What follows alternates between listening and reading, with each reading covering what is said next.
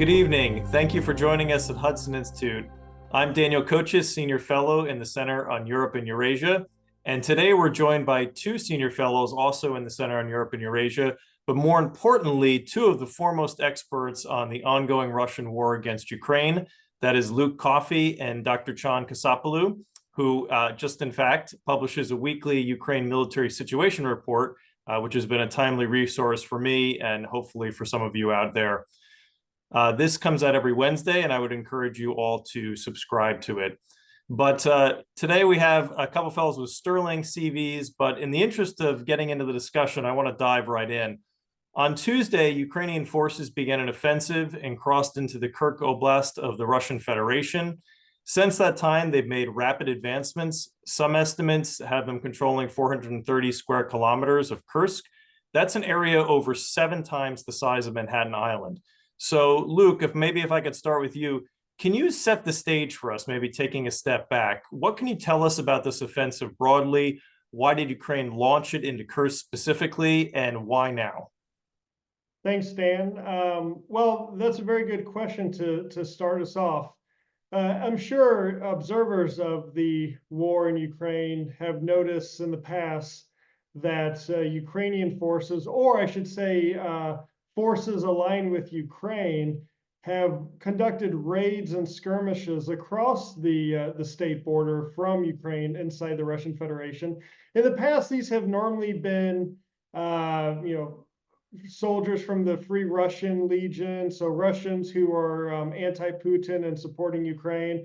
And we've seen soldiers from the Chechen Republic of Ichkeria, which are Chechens who are against Putin and have aligned with Ukraine. We've seen, Georgian Legion activity also in some of these raids and skirmishes. But what makes this one different is that so far it doesn't appear to be a raid. It looks like that the Ukrainians have crossed the state border into the Russian Federation with some intent, at least, of holding some of the territory that they've captured so far. And what else is different about this recent operation compared to the ones we've seen in the past is that we now see through open source intelligence reporting that regular Ukrainian units are involved in this operation. Now, why Kursk Oblast? I think there are a number of reasons. In the past, we saw these cross-border raids happen into Belgorod Oblast. Kursk Oblast is just north of Belgorod Oblast. If you picture a map of Ukraine, think of almost the northeastern corner. The nearest large Ukrainian city is Sumy. It's this area of the world, if you can picture it in your mind.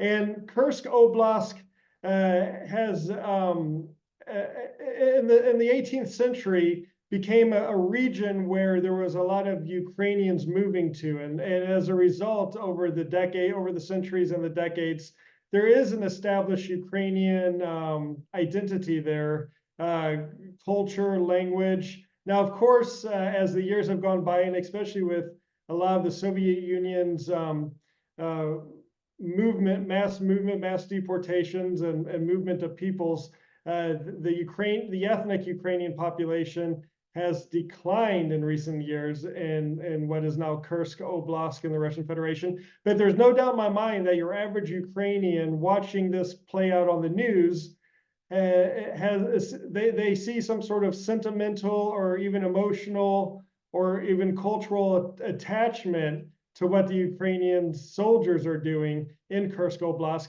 And this is, I think, important from a messaging point of view, because it shows the hypocrisy of Russia. Ukraine could go in and say, well, these are ethnic Ukrainians, and we're annexing this territory to Ukraine. We're going to have a referendum. And that's what Russia has been doing in Ukraine. Of course, the Ukrainians have shown no intention of doing this, but I think by entering a region that has historically had ethnic Ukrainians living there, I think they highlight Russia's hypocrisy there on this issue. Another reason why I think it was Kursk Oblast is because of the key transport links. There are a couple of major roads that Russia depends on for their war effort in Ukraine. There's also a rail network. And also you have the Suja gas terminal, which is where the main gas terminal where the main Gazprom pipelines meet before the pipelines enter Ukraine and then on to Europe. Now, most of Russia's piped natural gas to Europe has been halted, but believe it or not, however extraordinary this might sound, there is still Russian gas that is being transported, that transits Ukrainian territory that goes to some places in Europe. Now, President Zelensky has said that at the end of this year, when this contract runs out, he's not renewing it. We don't know what the status of this of the pipeline is right now, but we do know from open source intelligence reporting that Ukrainian soldiers seem to be in control of this gas terminal. And then also, I think terrain played an important role. We're all familiar with the Battle of Kursk from World War II, one of the largest, if not the largest, tank battles in history. And the terrain is suitable, at least most of Kursk Oblast, the terrain is suitable for this type of, armored maneuver warfare that we're seeing Ukraine conduct right now. And of course, Chan will get into this more when he gives his more detailed tactical and military analysis of the situation. But Dana, I want to say a few more points on the timing of this. It's August. The world's watching the Olympics. Europe is on vacation. And every August in any election year in the United States is a very busy month politically for the country. So I think there's maybe some calculation on who would be paying attention and who wouldn't be paying attention to this move into Kursk Oblast. Also, we're now about 4.5 months or so from the big supplemental that was passed in Congress back in March. Of course, after Congress passed that big supplemental package, we knew it was going to take weeks, if not months, for this aid to get to the front lines of Ukraine. This is probably that moment where they've been able to build up and resupply and refit because of the supplemental that was passed by Congress back in March. So I think that has also played a role. And it was also the anniversary week of the 2008 Russian invasion of Georgia. So I think there's probably some symbolism that was attached there. And we know from, again, open source reporting that there are Georgian units that are operating as part of this operation inside the Russian Federation. And then finally, if traditional weather patterns in Ukraine occur this fall, then the Ukrainians are probably timing it right. So where by launching an operation in August, they can conduct their maneuver warfare, use armored vehicles and tanks before the muddy season in the fall starts. And then at that point, consolidate their gains, build defensive lines, and then at least for a few weeks, the mud will make it difficult for Russia to react in any meaningful way. I would like to note that in 2022, when Ukraine launched its counteroffensive in Kherson, it was launched in August, and also their counteroffensive in Kharkiv that year was launched in early September, so around the same time frame. So I think there was something to do with that as well when it comes to the timing of this decision. But I'm sure Chan will be able to add so much more when it comes to the tactical, the military situation on the ground as it pertains to what we know from open source intelligence reporting. Well, thank you for that scene setter, Luke. I think certainly the symbolism of the timing, I'm sure, will not be lost on Vladimir Putin. And so, Chan, a couple questions that I have are one, do you see this as having been a smaller scale operation from the Ukrainians, which is build it out because the success, or was it always planned to be at the scale that we're seeing now? And then sort of on a technical level, where are we? Obviously, there's not a lot of reporting to the Ukrainian side, so you have to sort of look a lot of Russian sources. So what are you seeing in the current moment in terms of the tactical situation in Kursk? Well, thanks, Dan. These are two great questions to get a true understanding of the unfolding situation. First of all, it is very dynamic. Like open source intelligence has its limits, but right now we are testing how these limits could go far. And one call out to the friends of Ukraine, please do not share real-time open source intelligence evidence, because real-time open source intelligence evidence expose Ukrainian tactical combat formations, especially, a store, a name of a building, any specific address. If it is real time, do not share that. We are monitoring that very closely, but we are not publishing or releasing or sharing that information publicly. Well, first of all, this is, as Luke pointed out, very different from the previous raids as we observed in Belgorod. The aim here, looking at the force generation, as we call it, is not doing the damage, inflicting the casualties, and just leaving the Russian territory. The force generation suggests that we have at least 4 Ukrainian brigades allocated for this operation, 2 being mechanized brigades, 2 air assault brigades, and the air assault brigades are penetrating very deep into the Russian territory when the mechanized brigades are establishing the second echelons, if you like, as the defensive formations. We have seen up to 20 miles of penetration, but this is the conventional incursion force, if you like, that penetrated into the Russian territory. We are monitoring right now ambushes, especially there is a highway, E38 highway, going west to east. Again, our audience should, I would strongly suggest, like, getting a glimpse into a map when following this conversation. We are seeing ambushes in this highway, which suggests like up to 40 miles and even like deeper penetration by the Ukrainian Special Operations Forces. But that being said, this operation is not commanded and overseen by the Ukrainian Special Operations. This is a conventional operation, a combined arms maneuver warfare effort commanded and overseen by the Ukrainian General Staff. So what we saw initially was a blitz, very interestingly, of the Ukrainian drones on the Russian drones, surveillance drones, because they direct the artillery fire and they give an overall snapshot of the tactical situation to the Russian tactical and operational commanders in the area. Second, very interestingly, we saw a surge in the Ukrainian electronic warfare capabilities. So they blinded the Russian sensor capabilities in the area, and capitalizing on that advantage, the incursion, the large bulky incursion, happened with thousands of Ukrainian troops pouring into Kursk, the Russian territory.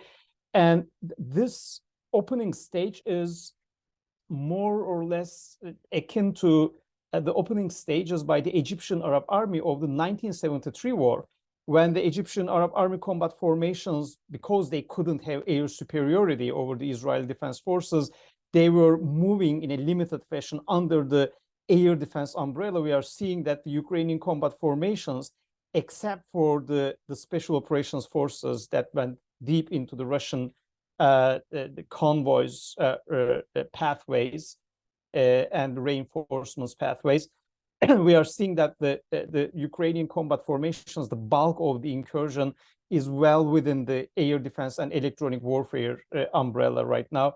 And in the meantime, they are establishing defensive positions. One thing which is important, we saw that movie actually 1 year ago during the Wagner uprising, that there is a critical lack of capability in the Russian military, that they cannot react fast. It took Wagner 24 hours to capture the Southern Military District headquarters and then move north to the outer gates of Moscow. The Ukrainians are taking advantage of this paralysis moment of the Russian statecraft. And right now we are seeing that they are speeding up to capitalize on the momentum that they have gained. And the operations so far are going favoring Kyiv over Moscow. Of course, the situation, as I said, is very dynamic. It can change. The Russian reinforcements are trying to make their way as we are closely watching to Kursk. One thing to add, I will also give more room to your questions, but one thing to specifically monitor here is which Russian units are coming to help as reinforcements. Because if the Russians are pulling units from the northern grouping of forces, which are right now running the invasion of Kharkiv, it would mean a relief for the Kharkiv front for the defensive combat operations of the Ukrainian military. If they're going to take troops from the east Donetsk sector, especially running the offensive combat operations in the Pokrovsk direction right now, it would mean a relief for the East. So the courses of action that the Russian High Command take in sending reinforcements, which specific type of unit, would be really important here. Thank you. That was a terrific deep dive into where we are today. Luke, if I could go back to you, since the war began, there's been this consistent hesitation in some capitals, especially here in Washington, to really take the gloves off of Ukrainian forces, so to speak, for fear of setting off a cycle of escalation. So what does the Kursk offensive, in your view, mean now for Western capitals? Well, there are probably a lot of nervous senior policymakers in various capitals across Europe and here in the United States. There will be some in Western Europe who I think are maybe uncomfortable with this because they've never wanted Ukraine to really win. They've only wanted Ukraine to survive, and they've armed Ukraine as such. They've armed them to survive, not armed them to win. But then you have some, in Eastern Europe who are no doubt popping popcorn right now as they watch this play out on social media. And then here in Washington, I think if you speak to some in the White House, they're not going to be enthusiastic about this. And I kind of thought that this would create some problems for Ukraine. However, it was announced today that another $125 million aid package, including, artillery rounds, Stingers, javelins, and other assorted munitions, is being authorized and sent to Ukraine. Now, knowing the Biden administration's bad habit, especially in the case of Israel, of withholding weapons and munitions to try to use that as leverage, I am pleasantly surprised that the White House has decided to go ahead with this aid package, which to me at least means that there's some sort of tacit or implicit approval with what is going on, or maybe the White House realizes now at this point that it's a fait accompli and there's nothing they can do about it anyway. The Ukrainians are conducting this operation, so they have no choice but to get in line and to support Ukraine at this time. So that's positive. And of course, you have favorable statements coming from London and, like I said, other Eastern European capitals. So it's important that I go back to my earlier point. We give Ukraine the weapons it needs to win and not just to survive. And for Ukraine, doing an operation, an audacious operation like this, is a way to change the narrative in Western capitals where, for months it's been, we're still talking about the counteroffensive of 2023 that didn't deliver the results that everybody wanted. We're still talking about the perceived stalemate, or even the tactical Russian advancements that have been made in places like Donetsk. And we don't really focus on some of the recent achievements, especially in the Black Sea, against the Black Sea Fleet, with Ukraine's drone program striking targets deep inside Russia. But seeing what we're seeing now unfold inside the Russian Federation, seeing the Ukrainian flag hoisted over the Sudzha gas terminal or other municipal buildings, kind of giving Russia a taste of their own medicine. This is changing the narrative. We're seeing this now in the headlines and social media. So I think this is a positive thing. I want to say one point, following up on what Sean was saying about social media and OPSEC, operational security. The fact that the Ukrainians were able to mobilize a significantly sized force along the border of the Russian Federation and conduct this operation in a way that was, at least from an outside observer, it was a surprise to Russia. It was a surprise by many. I mean, if you look at the evidence on the ground, it must have been a surprise to Russia. The fact that they were able to do this in this day and age of social media, of open source intelligence reporting, of commercially available satellite imagery, tells me that the force that Ukraine is using is very motivated and very disciplined, because you don't have this level of operational security unless you have motivated and disciplined soldiers. So this isn't a ragtag army that was thrown together to conduct this operation. There was clearly a lot of thought and planning put into this. And it's going to be interesting to see how this plays out over the coming days and weeks. Thank you, Luke. Sean, if I can go back to you, there are two questions that I have. One, there's been some criticism, at least early on Tuesday and early on Wednesday, about Ukraine diverting forces, which could have been used in other sectors, which are under pressure.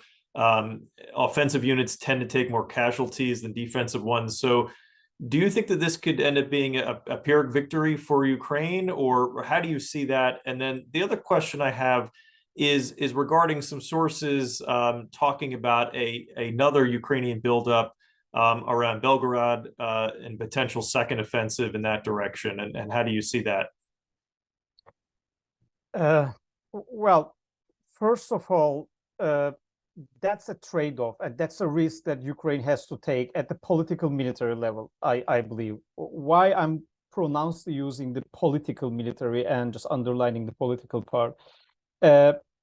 We have to be realistic here. Even the essay that General Zaluzhin, the former chief of the Ukrainian military, wrote was on positional warfare.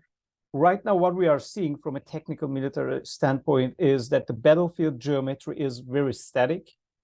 And it is like very bizarrely, it is married to a very attritional warfare. So we are seeing a lot of combat activity, a lot of personnel killed in action at both sides, a lot of casualties and mounting casualties. Like we are talking about thousands every day and like tens of thousands sometimes every week combined. But what we are seeing is like very incremental changes in the battlefield geometry.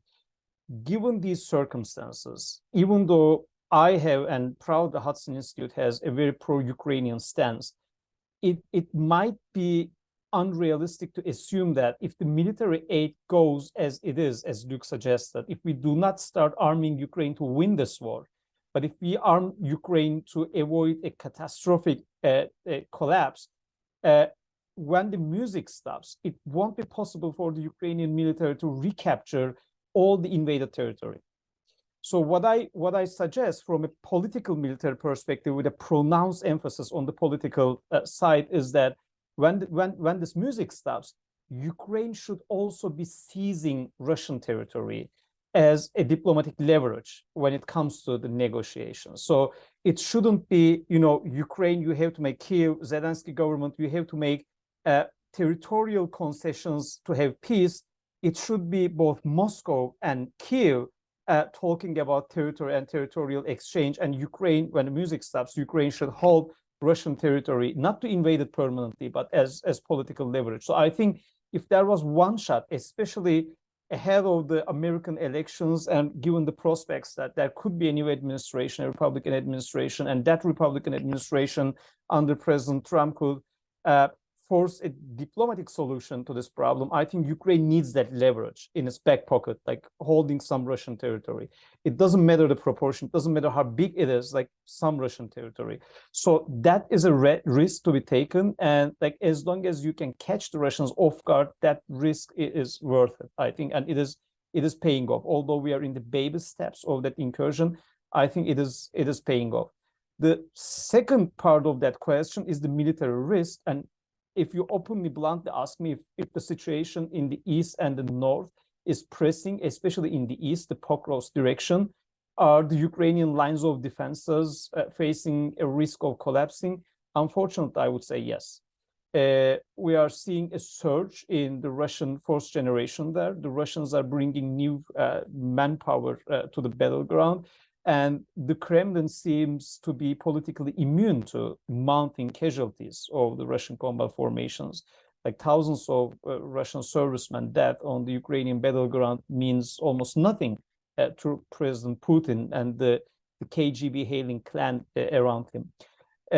So under these conditions, the Russian military has force-on-force ratio and force-to-terrain ratio, as we call it, advantages over the Ukrainian armed forces. And yes, the situation in the east and the situation in the northeast are really pressing.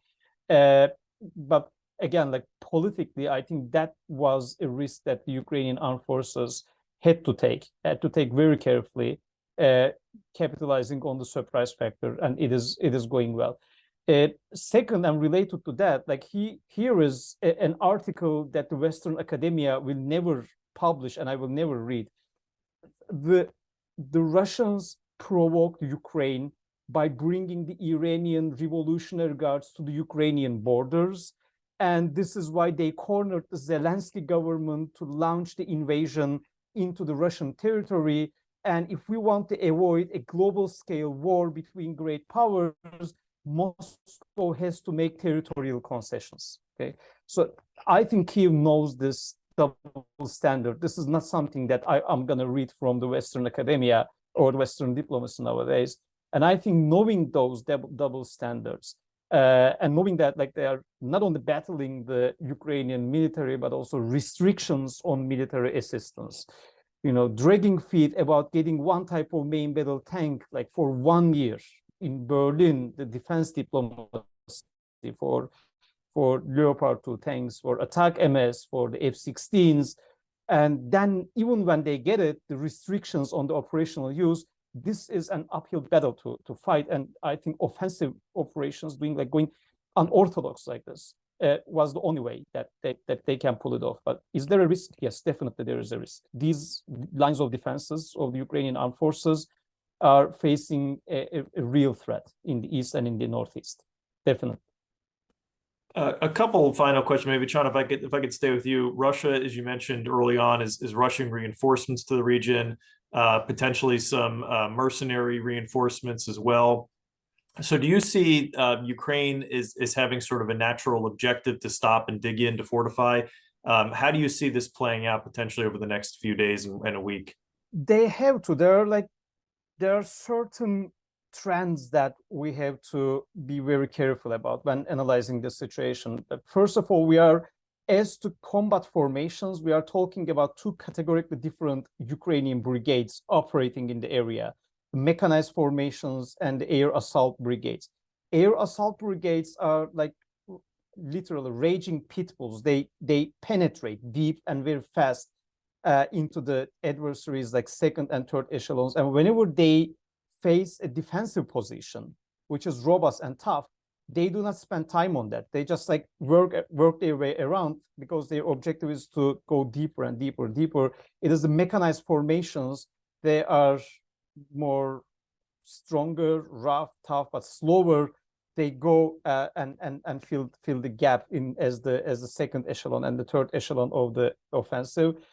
One thing that we should be very careful about, and the Ukrainian military should be very careful about, that these pioneers, the air assault brigades, shouldn't outrun their artillery and their air defense umbrella, because they would be very exposed to the Russian counteroffensives if they outrun and penetrate deeper than planned into the Russian lines of defenses first. Second, the Ukrainian electronic warfare capabilities made a true difference, but they have to keep it going, because that kind of operation needs the utmost careful planning in command, control, and communications. All Ukrainian units should be cooperating very closely to pull it off in hostile territory. And the Russian electronic warfare so far couldn't suppress it, and it has to continue like that. I think this is the second point. The third point is we are looking at the Russian reinforcements that they are bringing to the area. Especially, we are trying to understand which sector that these guys are coming from. But also we have to keep an eye as to what the Ukrainians are bringing. Like today, I saw 155 millimeter class NATO standard heavy artillery making it to the front line. This is going to be important. The Ukrainian artillery, the Ukrainian air defense systems. And if there is one place that the F-16s can make an early debut and an early difference, is I think it is the Kursk region. What I mean is not establishing air superiority over the Russian aerospace forces, which is not possible, but in order to give Ukraine a chance to capitalize on the momentum and to make the most of this initial window to establish its defenses and penetrate as deep as possible, I think this is the time.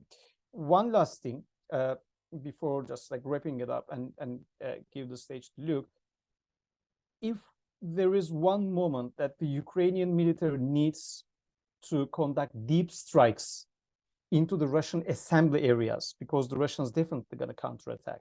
And before counterattack, I don't want to go into defense deep, but before counterattack, they will assemble their forces. They will amass their troops. These areas would be very exposed to weapon systems like attack MS, HIMARS, especially with cluster munitions, warheads. If there is one moment that the Ukrainians need no caveats or restrictions over the use of the Western donated weapon systems, it is now. Thank you for that analysis. And Luke, maybe if you could bring it home.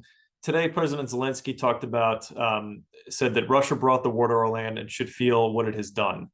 So can you comment on maybe the trade-off about bringing this war and making it real to the Russians who support the Putin regime, and criticisms that maybe Ukraine is somehow undermining its moral position by occupying Russian territory?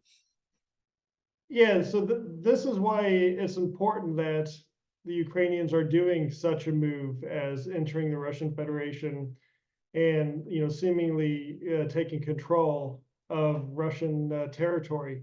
It sends a message not only to the Ukrainian people and also to their supporters in the West that, you know, more than 2 years into this war, they're still in it to win it. They're not ready to throw in the towel, and they're going to keep at it. It sends that important message, but it also sends a message to Russia that, look, you were supposed to be in Kyiv in 3 days, and now your president's on television telling that each displaced person in Kursk Oblast will get 10,000 rubles as consolation. It's about $115, right? So we've gone from 3 days in Kyiv to 10,000 rubles in a matter of a couple of years. So it reinforces that narrative to the Russian people that maybe this so-called special military operation isn't going as originally planned, and maybe you, the Russian people, should view this with a little more scrutiny. Now, Chan talked about trade-offs and how these political military decisions have to be made, and that there are consequences to these decisions being made. You know, the history of warfare is littered with many examples of such moves like this working out brilliantly, having a huge strategic impact in a very positive way. But the history also shows us that there are cases of these sort of operations that end badly and end poorly. So we have to wait to see what happens. But by Ukraine doing what they're doing, they're changing the narrative. They're dominating the narrative now in Western capitals, in Ukraine, and I dare say inside the Russian Federation. And they've changed any existing equilibrium or the existing ecosystem of this conflict has now been thrown out of whack. So we are now in uncharted territory on how this may end in Kursk, in Ukraine, you know, and in the region. And I'll just conclude here. Mamuka Mamulashvili, who's the very experienced and seasoned commander of the Georgian Legion in Ukraine, fighting in Ukraine. He's Georgian.